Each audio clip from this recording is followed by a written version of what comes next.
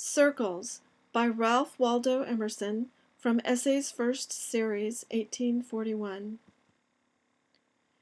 Nature centers into balls and her proud ephemerals, fast to surface and outside, scan the profile of the sphere, knew they what that signified, a new genesis were here. The eye is the first circle, the horizon which it forms is the second, and throughout nature this primary figure is repeated without end. It is the highest emblem in the cipher of the world. St. Augustine described the nature of God as a circle whose center was everywhere and its circumference nowhere. We are all our lifetime reading the copious sense of this first of forms. One moral we have already deduced in considering the circular or compensatory character of every human action. Another analogy we shall now trace, that every action admits of being outdone. Our life is an apprenticeship to the truth that around every circle another can be drawn, that there is no end in nature, but every end is a beginning, that there is always another dawn risen on mid-noon, and under every deep a lower deep opens. This fact, as far as it symbolizes the moral fact of the unattainable, the flying perfect, around which the hands of man can never meet, at once the inspirer and the condemner of every success, may conveniently serve us to connect many illustrations of human power in every department. There are no fixtures in nature. The universe is fluid and volatile. Permanence is but a word of degrees. Our globe, seen by God, is a transparent law, not a mass of facts.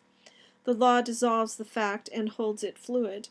Our culture is the predominance of an idea which draws after it this train of cities and institutions. Let us rise into another idea. They will disappear.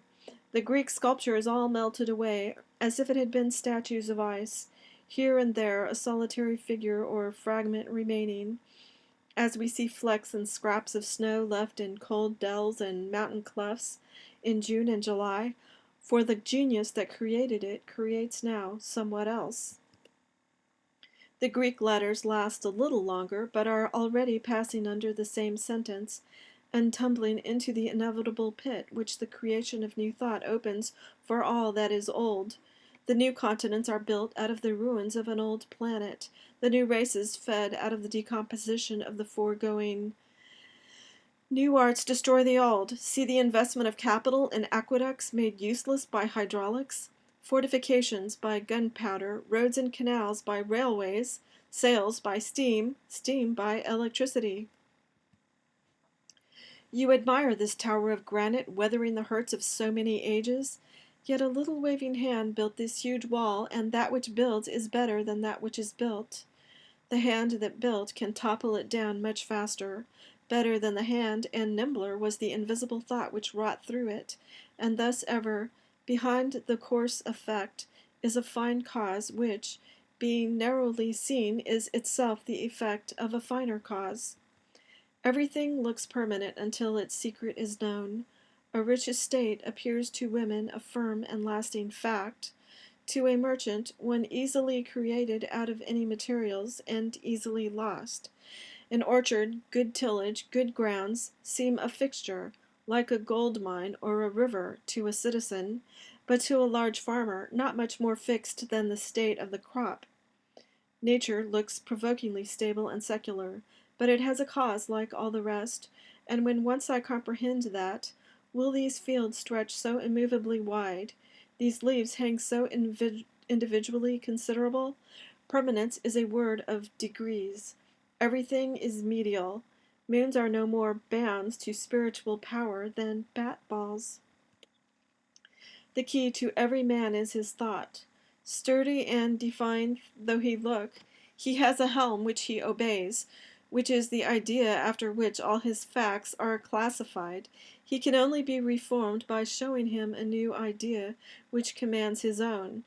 The life of man is a self-evolving circle which, from a ring imperceptibly small, rushes on all sides outwards to new and larger circles, and that without end. The extent to which this generation of circles, wheel without wheel, will go, depends on the force or truth of the individual soul, for it is the inert effort of each thought, having formed itself into a circular wave of circumstance, as, for instance, an empire, rules of art, a local usage, a religious rite, to heap itself on that ridge and to solidify in him in the life. But if the soul is quick and strong, it bursts over that boundary on all sides, and expands another orbit on the great deep, which also runs up into a high wave, with attempt again to stop and to bind. But the heart refuses to be imprisoned. In its first and narrowest pulses, it already tends outward with a vast force, and to immense and innumerable expansions. Every ultimate fact is only the first of a new series, every general law only a particular fact of some more general law presently to disclose itself. There is no outside, no enclosing wall, no circumference to us. The man finishes his story. How good, how final, how it puts a new face on all things. He fills the sky. Lo, on the other side rises also a man, and draws a circle around the circle we had just pronounced the outline of the sphere. Then already is our first speaker not man, but only a first speaker. His only redress is forthwith to draw a circle outside of his antagonist. And so men do by themselves. The result of today, which haunts the man and cannot be escaped, will presently be abridged into a word, and the principle that seemed to explain nature will itself be included as one example of a bolder generalization. In the thought of tomorrow there is a power to upheave all thy creed, all the creeds, all the literatures of the nations, and marshal thee to a heaven which no epic dream has yet depicted. Every man is not so much a workman in the world as he is a suggestion of that he should be. Men walk as prophecies of the next age. Step by step we scale this mysterious ladder. The steps are actions. The new prospect is power. Every several result is threatened and judged by that which follows. Every one seems to be contradicted by the new. It is only limited by the new. The new statement is always hated by the old, and to those dwelling in the old comes like an abyss of skepticism. But the eye soon gets wonted to it, for the eye and it are effects of one cause. Then its innocency and benefit appear, and presently, all its energy spent, it pales and dwindles before the revelation of the new hour. Fear not the new generalization. Does the fact look crass and material, threatening to degrade thy theory of spirit? Resist it not. It goes to refine and raise thy theory of matter just as much. There are no fixtures to men if we appeal to consciousness. Every man supposes himself not to be fully understood, and if there is any truth in him, if he rests at last on the divine soul, I see not how it can be otherwise. The last chamber, the last closet, he must feel was never opened. There is always a residuum unknown, unanalyzable. That is, every man believes that he has a greater possibility. Our moods do not believe in each other. Today I am full of thoughts and can write what I please.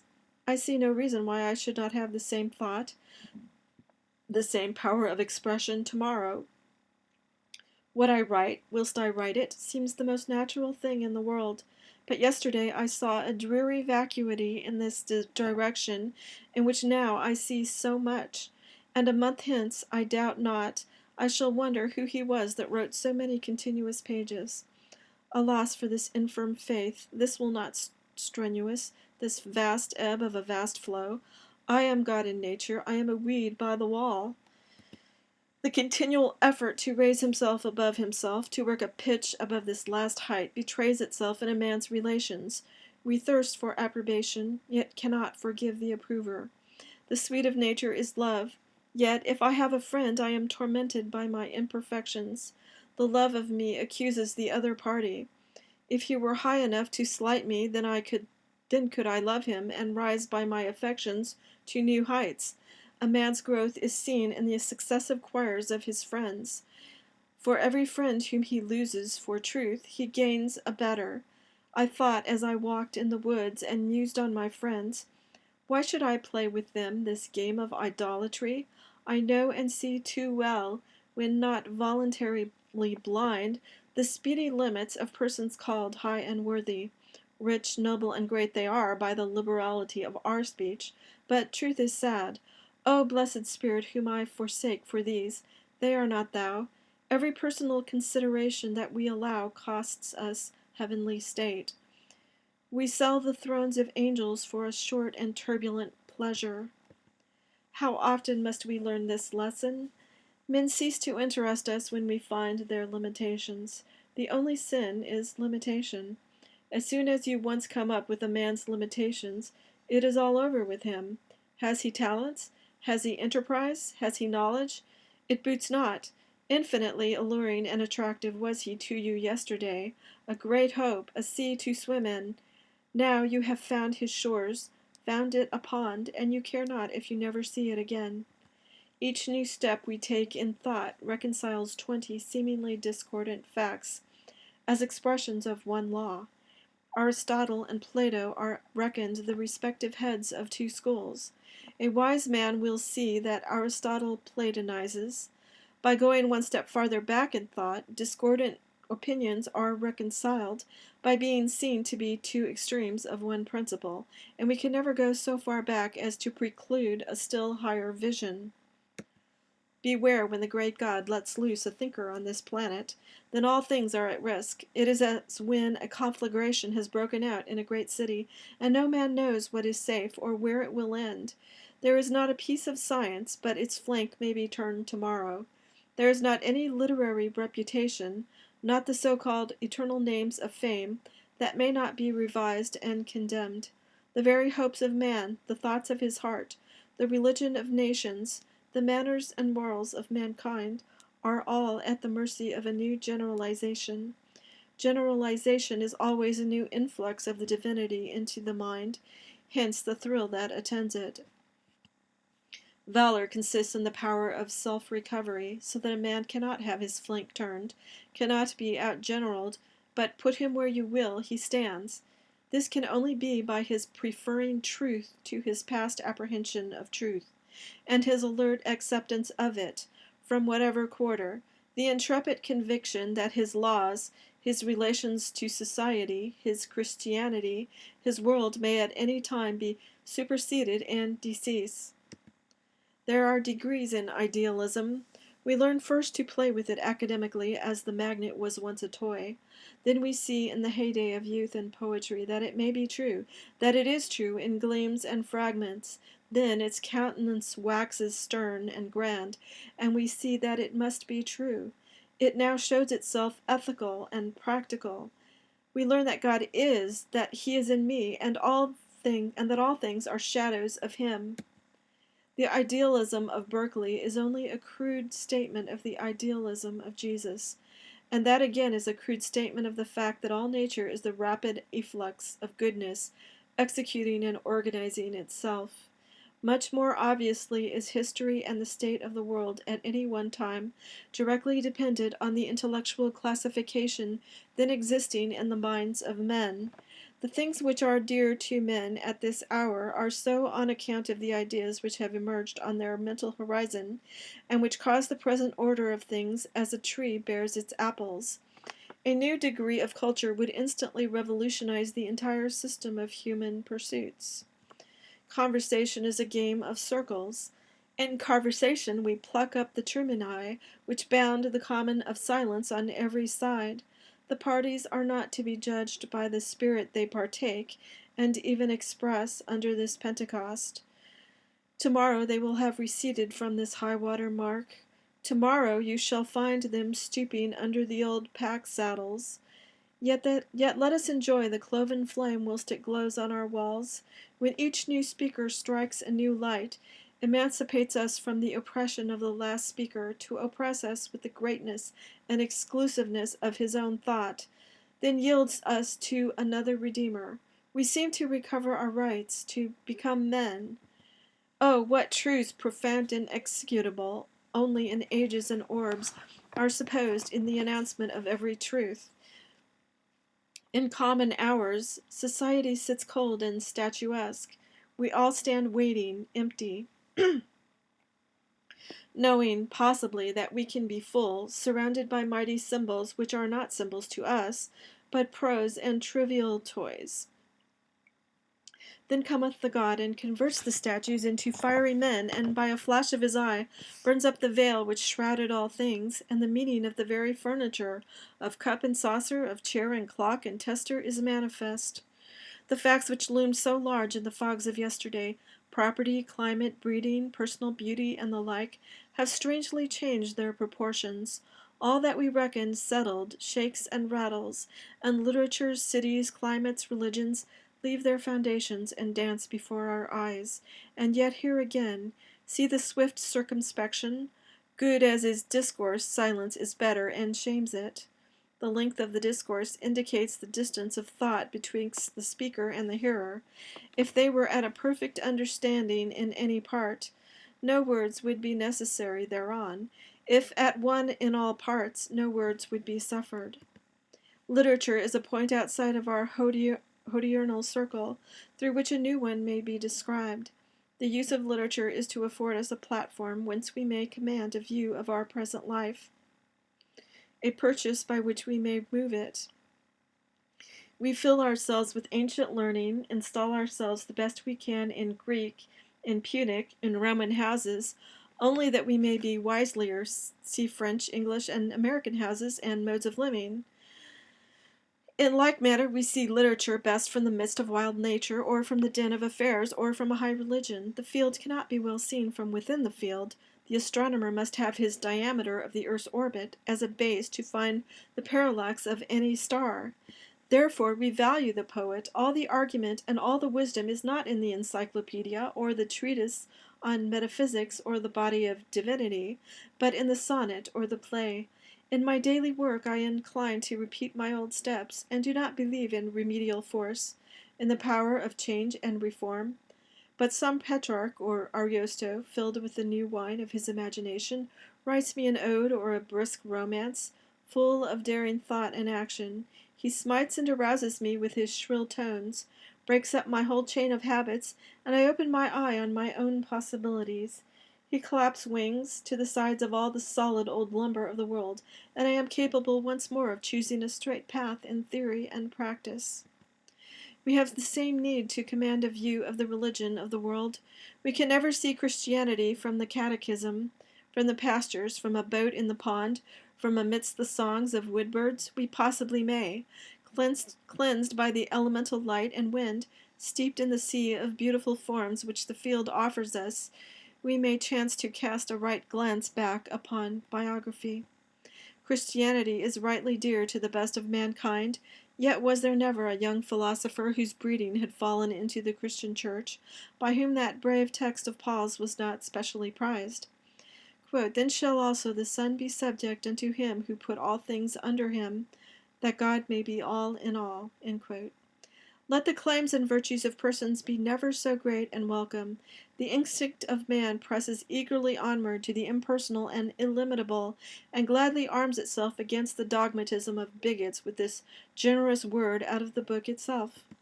The natural world may be conceived of as a system of concentric circles, and we now and then detect in nature slight dislocations, which apprise us that this surface on which we now stand is not fixed, but sliding. These manifold tenacious qualities, this chemistry and vegetation, these metals and animals, which seem to stand there for their own sake, are means and methods only, are words of God, and as fugitive as other words. Has the naturalist or chemist learned his craft, who has explored the gravity of atoms and the elective affinities, who has not yet discerned the deeper law whereof this is only a partial or approximate statement, namely, that like draws to like, and that the goods which belong to you gravitate to you and need not be pursued with pains and cost? Yet is that statement approximate also, and not final. Omnipresence is a higher fact. Not through subtle, subterranean channels need friend and fact be drawn to their counterpart, but, rightly considered, these things proceed from the eternal generation of the soul. Cause and effect are two sides of one fact. The same law of eternal procession ranges all that we call the virtues, and extinguishes each in the light of a better. The great man will not be prudent in the popular sense. All his prudence will be so much deduction from his grandeur. But it behooves each to see, when he sacrifices prudence, to what God he devotes it. If to ease and pleasure, he had better be prudent still. If to a great trust, he can well spare his mule and panniers, who has a winged chariot instead.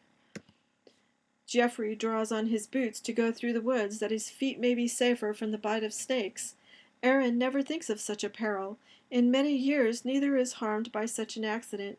Yet it seems to me that with every precaution you take against such an evil, you put yourself into the power of the evil. I suppose that the highest prudence is the lowest prudence.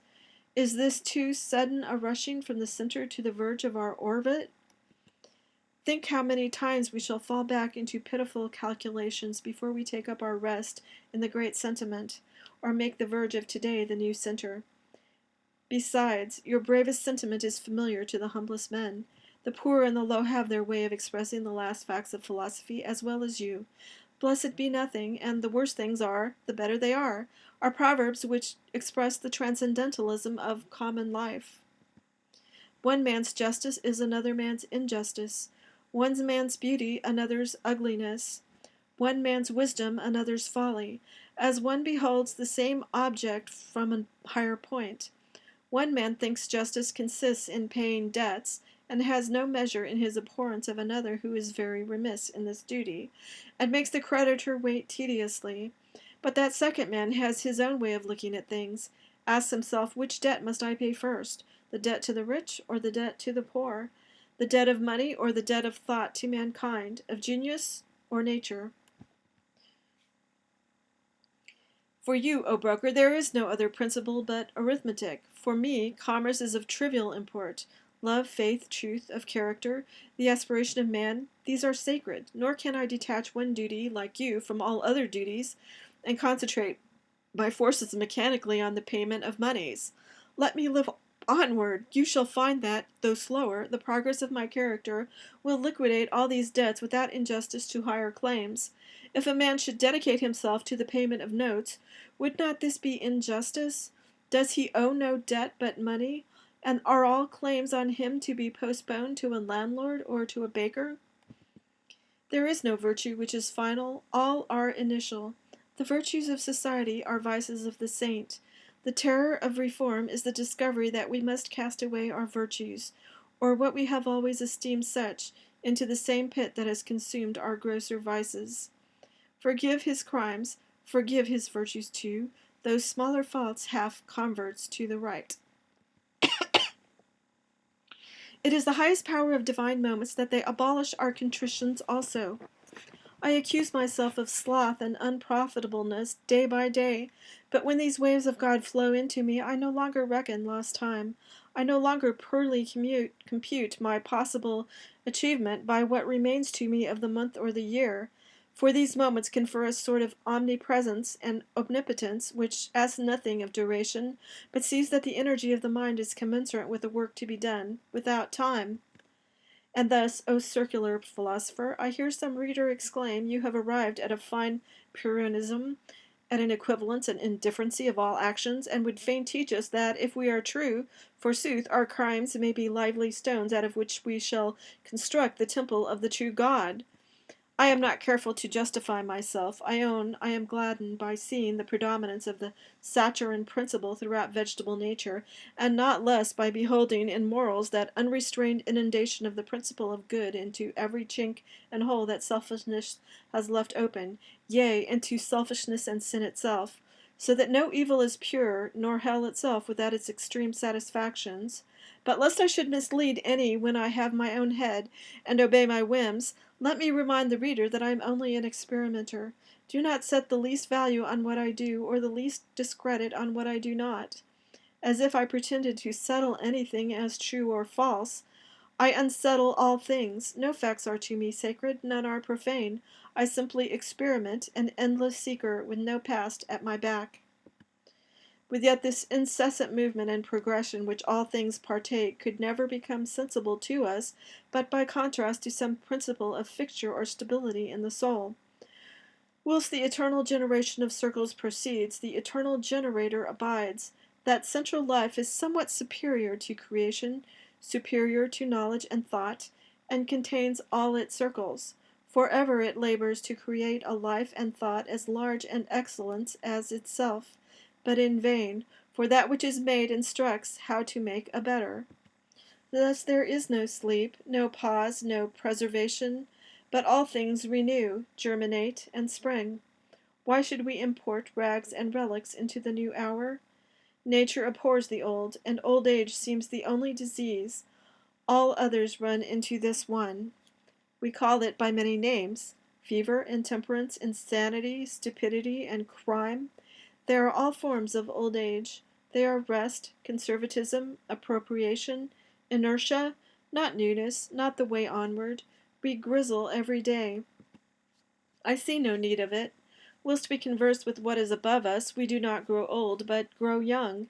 Infancy, youth, receptive, aspiring, with religious eye looking upward, counts itself nothing, and abandons itself to the instruction flowing from all sides. But the man and woman of 70 assume to know all. They have outlived their hope. They renounce aspiration, accept the actual for the necessary, and talk down to the young. Let them, then, become organs of the Holy Ghost. Let them be lovers. Let them behold truth. And their eyes are uplifted, their wrinkles smoothed. They are perfumed again with hope and power. This old age ought not to creep on a human mind. In nature every moment is new. The past is always swallowed and forgotten. The coming only is sacred. Nothing is secure but life, transition, the energizing spirit. No love can be bound by oath or covenant to secure it against a higher love.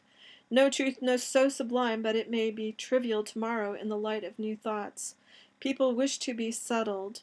Only as far as they are unsettled is there any hope for them. Life is a series of surprises. We do not guess today the mood, the pleasure, the power of tomorrow. When we are building up our being, of lower states, of acts of routine and sense, we can tell somewhat, but the masterpieces of God, the total gross and universal movements of the soul, he hideth.